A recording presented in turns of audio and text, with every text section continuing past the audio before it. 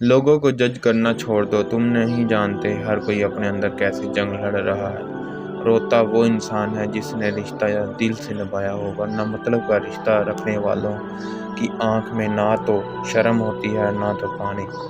عورت کو تیز بننا پڑتا ہے، اور بننا بھی چاہیے، ورنہ لوگ عورت کی کمزوری سمجھ کر فائدہ اٹھاتے رہتے ہیں۔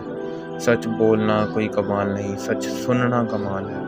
لوگوں کی محبت پانی کے بلبلوں جیسی ہے، ذرا سی دیر نہیں رہ سکتی، لیکن اللہ کی محبت آب حیات امر ہے، کبھی بھی ختم نہ ہونے والی ہے۔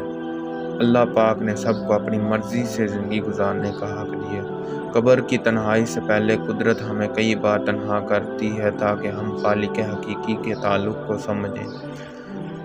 مرد کو توڑنے کا ایک ہی طریقہ ہے، جب اسے کسی سے محبت ہو جائے تو اس کو رات کو نیند نہیں آتی، مرتے دم تک ذہن میں چلتا رہتا ہے۔